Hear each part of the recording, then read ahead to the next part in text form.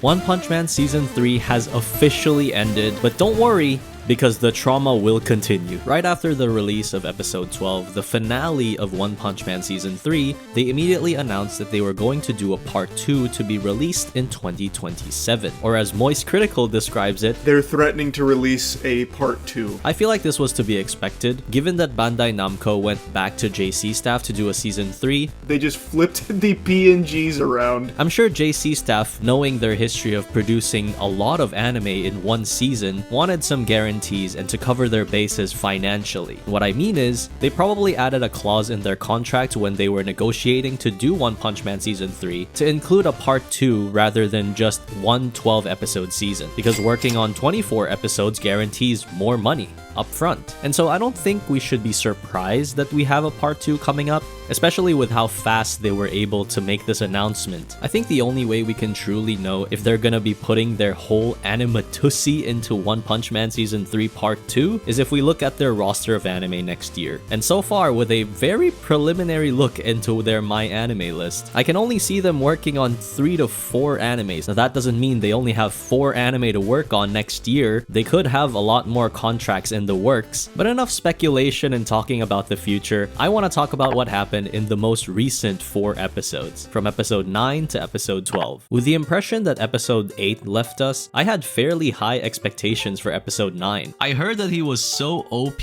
that they had to like nerf him post manga chapter just because he was so fucking broken. I didn't know they have patch notes in manga. He's back, he's back. Holy shit, here we go.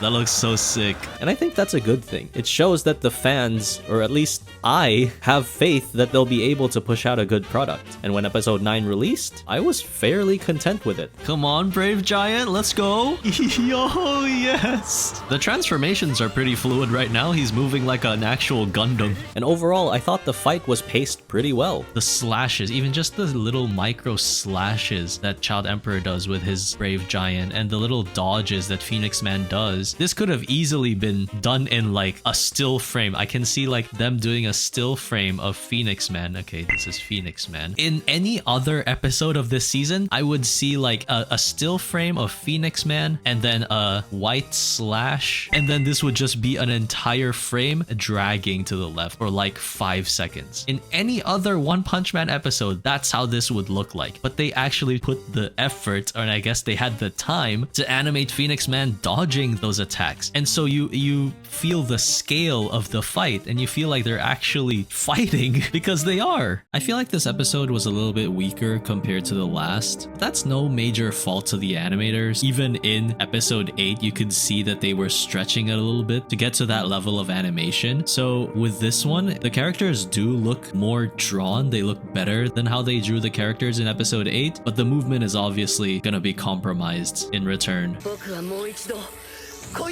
Phoenix Man does have PDF vibes. What is this angle? Where is he ripping it from? No way. No.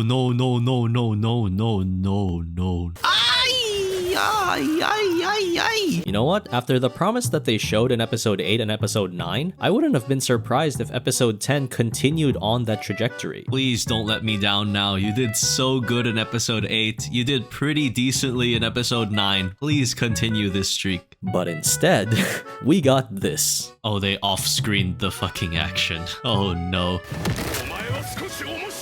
They just drew a kick and then they just did this with his face.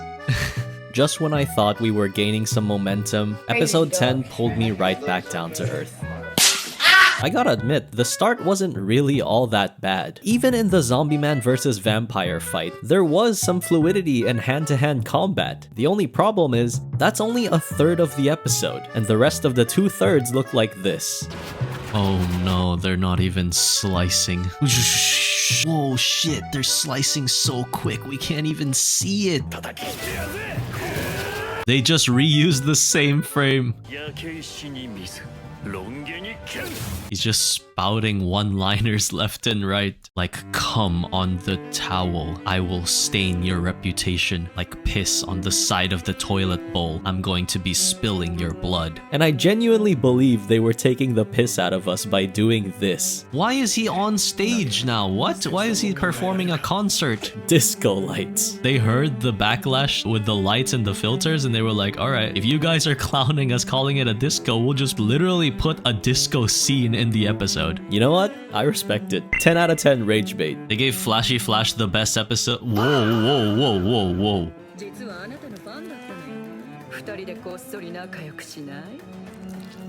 Say yes, bro. Oh, yo! He's downing that shit. I just feel like this episode undid not all of their progress in episode 8 and 9, but undid a big part of it. Because some of the things that I praised in episode 9 was just nowhere to be seen in the latter half of episode 10. It really feels like we're taking one step forward and 2 steps back. And with episode 11 coming up, I feared the worst. Ooh, guys, we have to check if she has 3 boobs or not. It's like someone put yellow highlighter on him. This is the exact same color, bro. I feel like those Chinese old men on the street, you give him a color and then he just magically recreates a one-to-one copy. It's filters galore again, isn't it? It's Atomic versus that black sperm guy, right? Oh, his name is literally Black Sperm.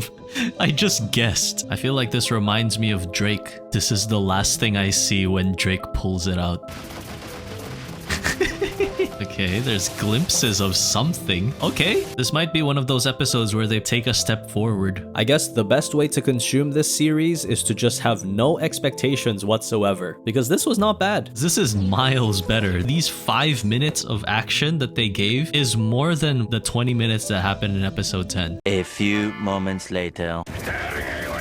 I mean, they had that interesting piece of action, but now it's just like cutscene after cutscene. I think it was a pretty mixed bag. We had some really nice scenes, especially with Atomic Samurai at the start, but then I guess they just ran out of time again and they defaulted back to their original consistency. I saw the preview images for episode 12. They looked promising. But also, the episode 5 preview images looked promising, so I can't keep my hopes up. You know, they say it's not about how you start, but how you finish. Personally, I've been bad at both. And I'm not even talking about making anime. Anyway, One Punch Man Season 3 Episode 12, and I hope to God that they finish well and they finish strong. I hope they finish all over. こういう極度に危険な場所へ来ると少しはワクワクしたりするのかしら。強くなりすぎた。 I like how it just locks in his voice. Why the hell is he glazing insect when I'm in a glazing competition and I'm against super black alloy? So far, it looks like they're just talking. I hope this is a build-up for an intense action scene. Okay. No way, he actually just pulverized Insect God in one shot. Okay, it's pretty cool. Holy shamoly. I feel like that's where all the budget went. The thing with episode 12 is that there was really nothing wrong with it at all. Compare it to episode 9, the action was more fluid than that. Okay. Our first piece of action. Okay. Here we go. This is what I've been waiting for. Oh, he did the same thing as Garo. And compared to episode 8, the character models are actually proportionate. They finally had her proportions right. She actually has a normal head now. We did it, guys. We did it. No, they did it, but we did it. This is like a mix of episode 9 and episode 11. I'm up for it. Okay. Oh, is this the first time where we get to see his handsome Squidward form? He's finally gonna lock in now. It feels like a lot of build-up, and there's like 7 minutes left in the episode. Like, is this really how it is in the manga? Is it just yapping and saying the same shit over and over again? Like, we knew this about Orochi from the start, that he's the ultimate monster or whatever. Yeah, exactly. Please, just get on with it already. This is what we waited for! This is what we were waiting for! This is definitely where all the budget and time went. This one punch. This entire season was leading up to this one punch. One impactful animated scene. Can I say that it revived the season? No, not at all. Holy shit, that was it? It feels like I didn't finish. It feels like I was blue-balled. I think the one thing that prevented me from enjoying this episode was just fatigue. Fatigue from disappointment, fatigue from expectations, to the point that getting a well-drawn, well-animated episode doesn't even feel good anymore. Why does this ending not satisfy me more than season 2, where he's comparatively against a weaker opponent with the centipede guy, but that centipede felt stronger than Orochi. You can keep up with the same characters, with the same build-up, with the same stakes, and so the conclusion to that fight is more rewarding than whatever Saitama and Orochi did for the last like 5 minutes of the episode. Don't get me wrong, it was good. It was good. Like one of the best animated action scenes I've seen this entire season. But in the end, it was one punch. What Flashy Flash did in episode 8 was still, I think, more impressive than what Saitama did just now. And I think it's because Orochi just wasn't all that menacing. The reason why season 1 was so different, and I hate comparing this to season 1 because, you know, different teams, different motivations and all that. The first fight with Saitama against the monster that the scientist made, that was really hype because they showed how strong that monster was by like ragdolling Saitama, punching him around, and how strong Saitama is by ending the whole thing in one punch. But here it's like my only basis of Orochi's strength is in episode 5. I don't even know what Orochi did to Garo in that episode because they cut it out. And this is the only time I get to see how strong Orochi really is. He blasts like a big laser beam onto Saitama, but that's basically it. And then you get the ending that we were all expecting, that Saitama was just gonna kill him in one punch, but there's no satisfaction from that because there was no build up to it. That's how I think, at least. I guess I'm disappointed, but I'm not surprised. I think they shot too close to the sun with episode 8 in a desperate attempt to keep us watching till the end. And then the rest of the episodes were just a very slow downward trajectory. Maybe I'm gonna be controversial. I still think my ranking is episode 8, episode 12, episode 9, and then episode 11.